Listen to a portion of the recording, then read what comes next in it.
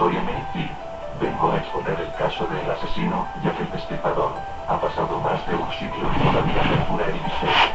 5 crímenes perpetuados en Whitechapel hacia 1888, que hoy, por el escaso número de víctimas, hubiesen ocupado pocas líneas en los diarios, en su momento revolucionaron Londres y el mundo entero.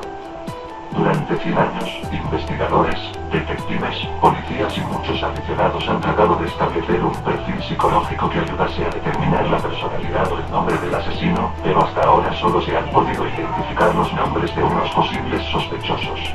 Tal vez por ese motivo Jack el Destripador se ha convertido en el asesino en serie más conocido de la historia.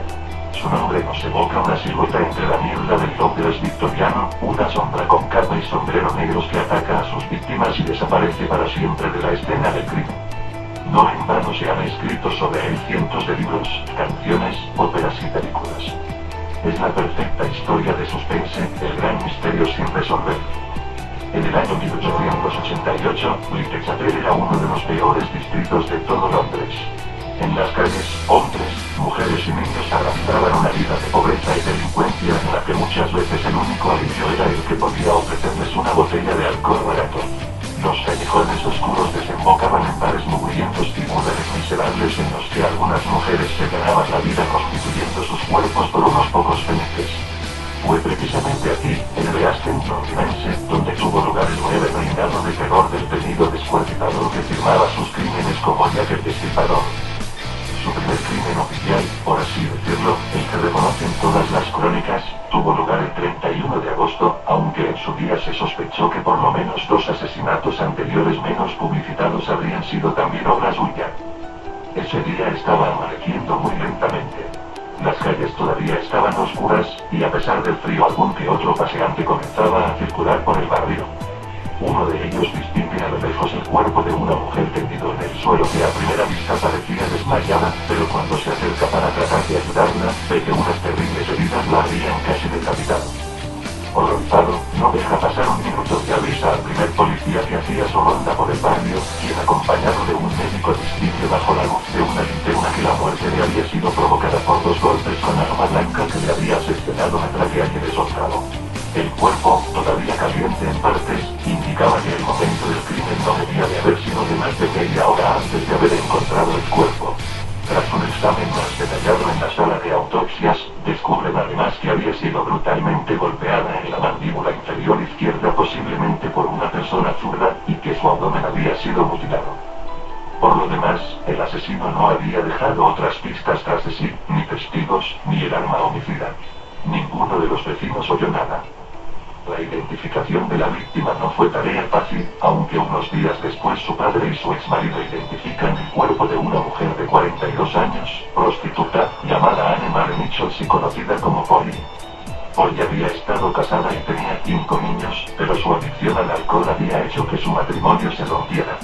Desde entonces, sola, había vivido de sus pobres ingresos de prostituta. El lunes 6 de agosto, varias semanas antes del primer crimen oficial del Destripador, Martha Taran, una prostituta de 39 años, había sido hallada muerta con 39 puñaladas. Y algunos meses antes, Emma Smith, una prostituta de 45 años, había sido agredida salvajemente en la cabeza y le habían introducido un objeto en la vagina. Seguramente estos 2 crímenes no tenían nada que ver con nuestro asesino, más que nada porque la firma del Destripador era más ritualista que los simples golpes y puñaladas, pero aún así, el terror ya se había apoderado de las almas de los habitantes del distrito londinense. Annie Chapman era una mujer sin hogar propio que vivía en pensiones comunes cuando disponía de dinero para el alojamiento de una noche, y cuando no era así, se dedicaba a vagar por las calles en busca de clientes que le proporcionasen alguna moneda para bebida, refugio y alimento. No siempre había sido así. Unos años antes estaba casada y con 3 niños, pero todos murieron, unos por enfermedad y otros por accidente. Fue un golpe muy duro, nunca se repuso. Así, en estado de depresión permanente, comenzó a beber para sobrellevar su soledad. Su cuerpo fue hallado mutilado en la calle del mercado de Spitalfields a las 6 de la mañana, y nadie había sido testigo de los hechos. Su intestino estaba en el suelo entre un gran charco de sangre y una profunda incisión cruzaba su cuello de lado a lado. Todo parecía indicar que había sido asesinada en ese mismo sitio. No había señales de defensa por parte de la víctima, y lo curioso es que cerca de su cabeza